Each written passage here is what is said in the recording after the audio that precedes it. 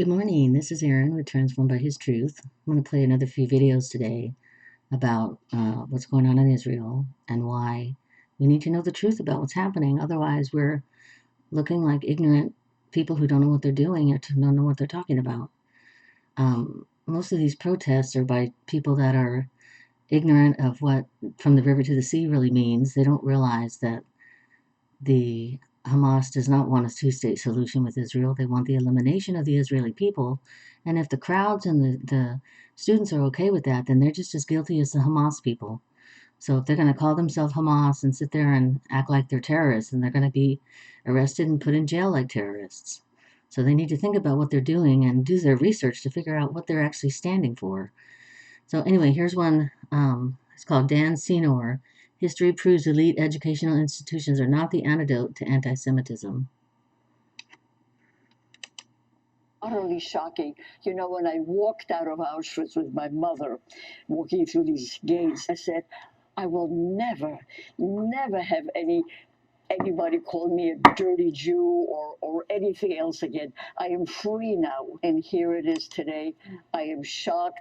I am pained. I'm scared. I'm scared both for America. I'm scared for the Jews, and very painful for our young people. Yeah. A Holocaust survivor and eyewitness to one of the darkest chapters in history, warning that history is repeating itself right now. As anti-Semitic protests spread like cancer on college campuses across America, and yet some Democrats are rejecting any concerns, calling them overblown. There are things that are being called anti-Semitic that are not anti-Semitic, and we need to not confuse anti-Semitism or weaponize anti-Semitism in a way that it's too late. They've done that on their own. Most basic freedoms. We firmly stand against anti-Semitism being used as an excuse to threaten free speech. It has been These people don't know what they're talking about. It has been overblown by the media. They're puppets who are sent to try to diffuse things. Is education the answer to anti-Semitism, and if not, what is? Lizzie Savetsky is an Israel activist, and Dan Senor is host of the Call Me Back podcast. Dan, I heard you on another podcast talking about education, and all of you were saying that education is not necessarily the answer, and it made me want to ask you, if education is not the answer, what is? So first of all, this is something I'm totally perplexed by, because if you look at I tell people, go onto Google and put in the word anti-Semitism and pick a century. It could be any century, and you will see anti-Semitism, major anti-Semitism in every single century. Put in the 10th century, put in the 16th century, put in the 20th century. And what you realize is where these waves of anti-Semitism have occurred, they are some of the most educated and quote-unquote enlightened societies. So I just think that our hope that we create these elite educational institutions, and those are going to be an antidote to anti-Semitism, is just history proves it's not. So I don't have a quick fix for this. I really don't, Dana. I mean, there's a reason why they call this the oldest hatred. This has been persistent through every period in history, and it comes back about every 50 to 100 years. And here we are.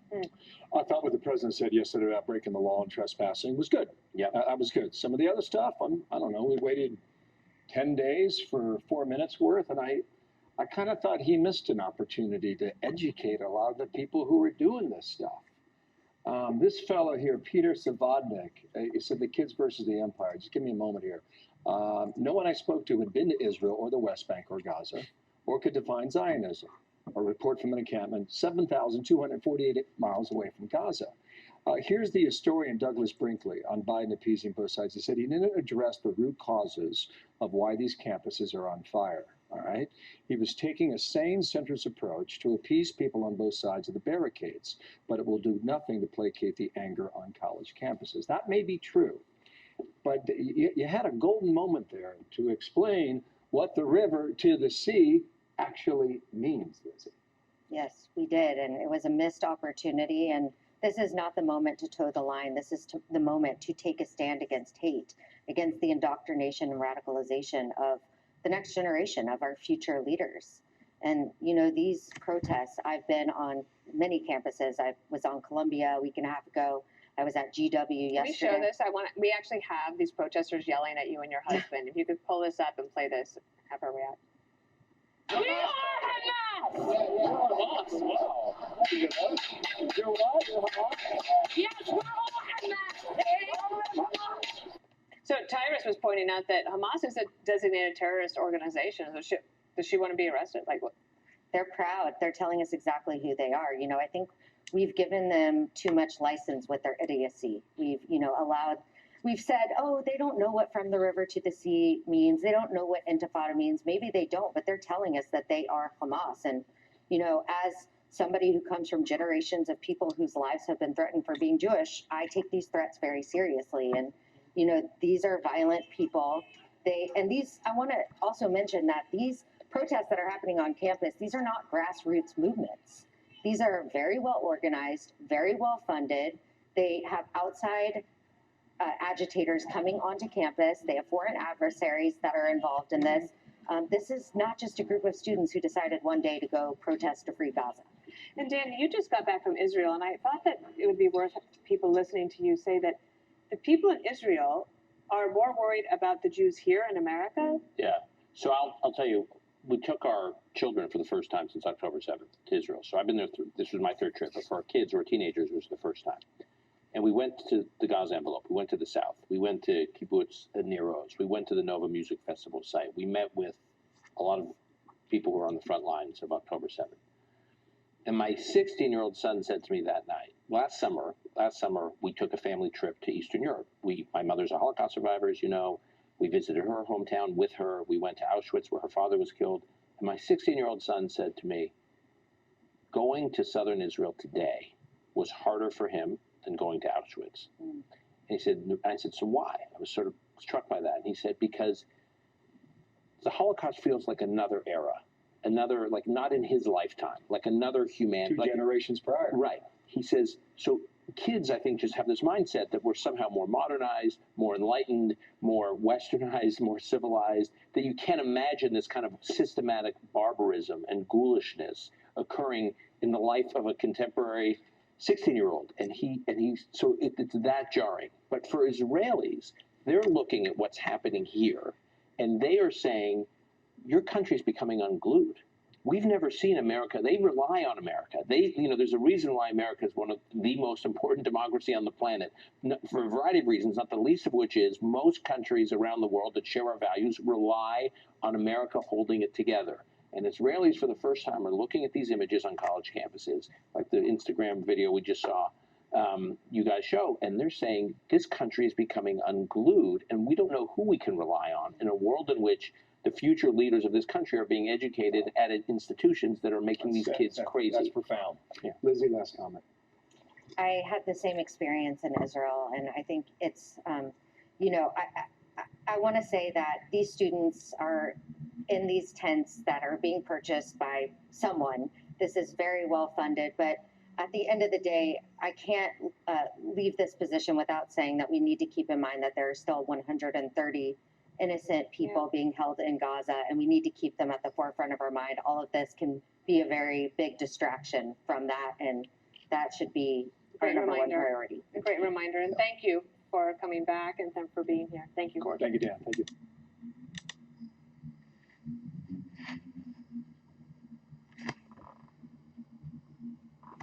Let me get the screen here. And then I'm going to play another video. Where's my...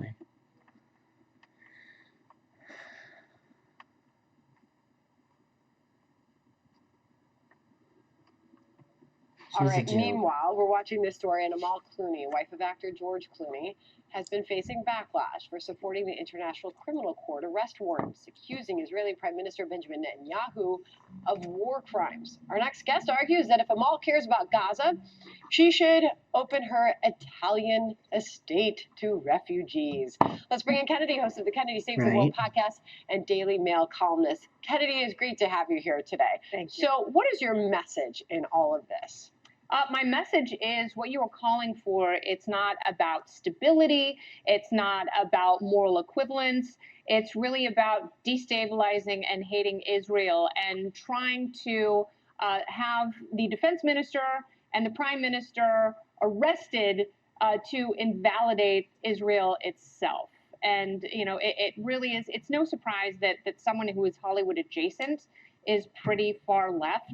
But what she is calling for here is through an organization that is completely toothless. That would be like sending Paul Blart Mall Cop to the border to arrest illegal immigrants. So here's what Amal Clooney said about the ICC arrest warrant. She said, I support the historic step that the prosecutor of the International Criminal Court has taken to bring justice to victims of atrocities in Israel and Palestine. Here's what Biden said about the ICC action. We reject the ICC's application for arrest warrants against Israeli leaders. Whatever these warrants may imply, there is no equivalence between Israel and Hamas. Contrary to allegations against Israel made by the International Court of Justice, what's happening is not genocide. We reject that. He called the ICC's actions outrageous, which should make for an interesting fundraiser in June that George Clooney is a big part of. Yeah. And I assume that Amal will likely be there in attendance as well. Hey man, that's her husband, and he's hosting it with his screen wife, Julia Roberts. Barack Obama is going to be the third wheel that night, and they're hoping, because the president cannot raise his money by himself. So they need to bring in some super high wattage. George Clooney is also the star of some of those digital ads. And Israel and Gaza happens to be one of the issues that is pulling the president down and his poll numbers, particularly among young people. So he's hoping that George Clooney and Julia Roberts, being the face of his campaign, will shore up some support. But having a fracture in the Clooney line might not be great for business, and it certainly could make for some awkward dinner conversation. Kenna, your Daily Mail column is must read. Okay, I'm a big fangirl in your column. This is your latest headline on this. If pastoring Saint Amal cares about Gaza, she should open her Lake Como Palace to refugees and dole out Georgie's millions. You offered this stinging rebuke. But it's a fair enough point. What is she doing?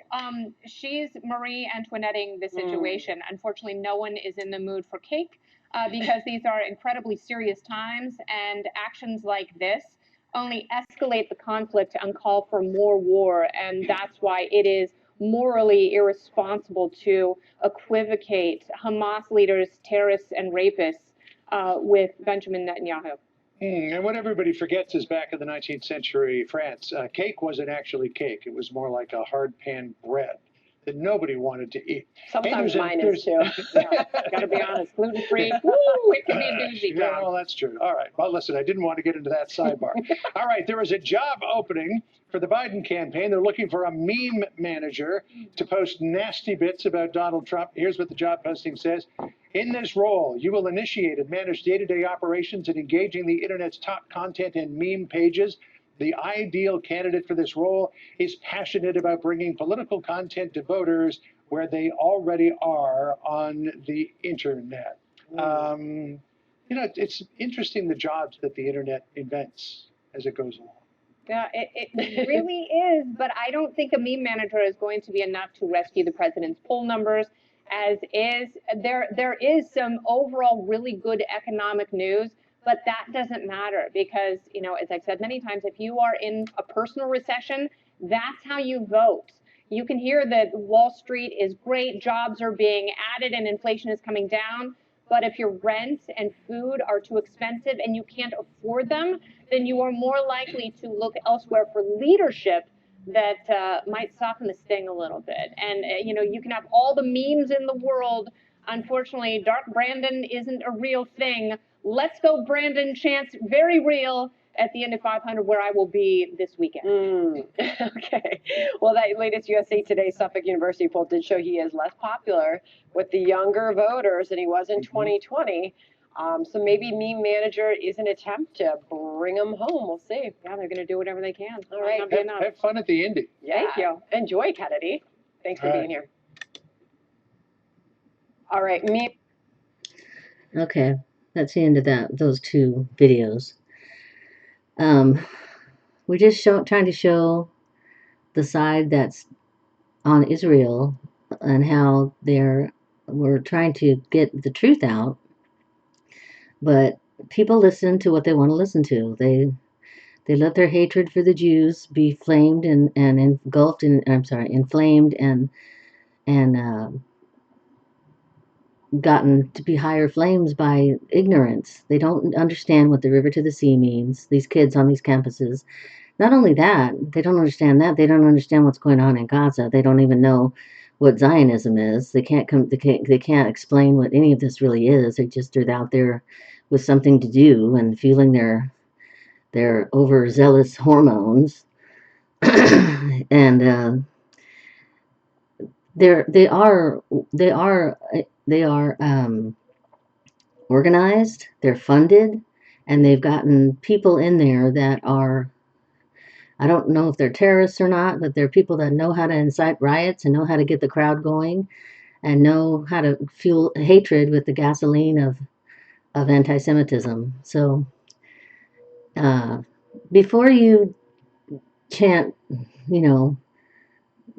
free Gaza and all that other stuff, you should understand where the Israelis are coming from and where the Hamas terrorists are coming from, who are behind a lot of these protests, I believe. Or the higher-ups in this country, the elite that don't like to be noticed but are actually the ones in control, are funding them, like George Soros and people like that, are funding these protests and providing tents and food and everything else that these kids need and they're raising a generation of Jew haters. So no matter what happens, the Jews will never be eradicated and Israel will never be destroyed because it's God's country and God's chosen people. I don't care what the world does. They're not going to be able to destroy the Israeli people. They have come through thousands of years of persecution, and they were dispersed in 70 AD, and they came back together over the last 60, 70 years since Israel became a nation in 1948. And more Jews continue to come home to their homeland, just like the Bible said they would. And there's a lot of prophetic things about to happen in the Middle East. So keep your ears and eyes open. Do your studies. Study to show yourself approved unto God, a workman that needeth not to be ashamed, rightly dividing the word of truth. Find out. There's a really great pastor, Robert Breaker. He does great videos that are easy to understand and very educational on all this stuff that's going on, and including how to be saved, how to stay secure in your salvation, how to, just tons of videos on every subject you could think of that's biblical. So I hope that you'll go to his channel. It's called thecloudchurch.org, and he's a great teacher. So is Gene Kim from San Jose Bible Baptist Church. Look up Gene Kim. He's an little Asian guy. He's not the other Gene Kim that's on the internet, and he preaches the truth as well. So we have two major pastors that are out there trying to spread the truth, and then a ton of false teachers and false pastors and false doctrine out there that tries to add to your salvation, tries to add works to your salvation, tries to add works to your keeping saved, doesn't believe in the pre-tribulation rapture, some of them believe that all the prophecies already happened and that Jesus isn't even coming back. I mean, that's ridiculous. If you read the Bible rightly divided, you understand prophecy and how to read the Word of God and have it make sense. And people like Robert and Gene are there to help with that. They help you learn how to rightly divide. There are videos, how to rightly divide, videos on how to be saved, which I will link. I can't link these videos because they won't let me, but I can link a video on how to be saved, and I'll link articles on how to rightly divide, which you need to know how to do in order to understand the Bible properly. So I pray you would today, that you would go to these links I've provided and educate yourself and find out what's really going on according to the Bible, which is 100% accurate in the King James Version, and tells about what's happening now, what's gonna happen, and what's already happened. And God's prophetic accuracy is 100%. So you can guarantee that the prophecies to come will be fulfilled 100% the way they're put in the Bible. Excuse me. So I hope you have a good day. I hope you get saved by watching this video on how to be saved, and that you will learn how to rightly divide so that you'll understand how the Bible is written and how to understand it properly. In Jesus' name.